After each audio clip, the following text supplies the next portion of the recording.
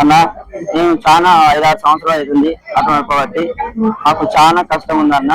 ఈ ఏవైతే ఈ మన ఫ్రీ బస్సులు పెట్టిన కానీ మాకు చాలా ఇబ్బంది అయింది. అయినా కూడా మేము భరించుకుంటూ మా ఫ్యామిలీ ముందుకు నడిపించుకుంటూ వచ్చినాము. మరి అది అట్లా ఏయంగా కూడా మళ్ళీ ఇప్పుడు మళ్ళీ ఏదైతే ఎలక్ట్రిక్ ఆటోలు ముందుకు తీసుకొస్తున్నారో అది కరెక్ట్ కాదన్నా. మా బస్సు చాలా రోడ్డు మీకు వచ్చే పరిస్థితి ఉంది. మా పిల్లలను మేము చదువుకోలేకపోతున్నాము.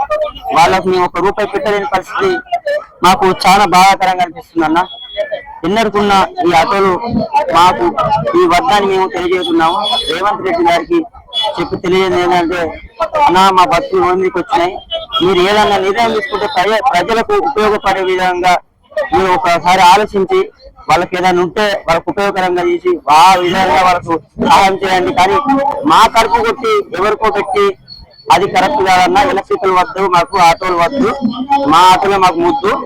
ఏమున్నా కూడా రేవంత్ అన్న ఇప్పుడు నీ వంతు ఇంత పైన ఉంటుంది మా వంతు అన్న. చూపిస్తాం మా పవర్ ఏందో, మా ఆటోల యూనియన్ ఏందో, మా బలం ఏందో, మా ఐక్యత ఏందో చూస్తామన్నా.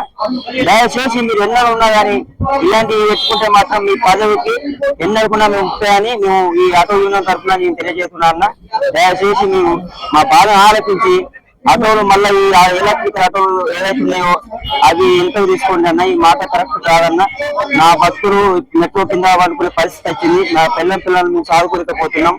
వాళ్ళ ఫీజులు కూడా మేము కట్టలేక రేపు కడతాం మాపు కడతాం అని పిల్లల ఫీజు వాయిదా చేసుకుంటూ వస్తుంటే మాకు టీచర్ కందరి ఫోన్స్ మా పిల్లలతో మాకు చాలా ఇబ్బందిగా కలుగుతుందన్న. దయచేసి మేము ఎక్కువ వచ్చి సేపడి ఉంటున్నామన్నా. మేము వచ్చి చాలా రోజులు అవుతుంది, 15 సంవత్సరాలు అవుతుంది. 6 సంవత్సరాలు బట్టి ఆటో నడుపుతున్నా. కానీ ఈ ఆటో తీసుకున్నా కానీ నాకు ఏ ఇబ్బంది అనిపించలేదు. ఏదంటే మీ ప్రభుత్వం వచ్చిందో కాంగ్రెస్ ప్రభుత్వం అప్పటి ఉండాలి మాకు చాలా ఇబ్బంది అవుతుందన్న. ఆ ఇబ్బంది ఏదయ్యా మీరు మమ్మల్ని ఆలోచించి మమ్మల్ని మైండ్ లో పెట్టుకొని మా ఏమైనా మిస్టేక్ ఉంటే మమ్మల్ని అడిగి మమ్మల్ని తెలుసుకొని తప్ప మాకు ఏ తెలియకుండా ఈ పథకాలు పెట్టి ఇవన్నీ జీవోలు పాస్ చేసి మమ్మల్ని ఇబ్బంది పెట్టకన్నా ఏదన్నా ఉంటే పిల్లలకు ఉపయోగపడే విద్యా వాయిద్యం కానీ అలాంటివి ఏదైనా ఉంటే వాళ్ళకు అందుబాటులో తీసుకురండి అన్న. దయచేసి మీకు విన్నపం చెప్తున్నాం, మీ చేతులు జోడించి చెప్తున్నా అన్న. ఇలాంటి పథకాలు పెట్టద్దని మీకు కోరుకుంటున్నాను.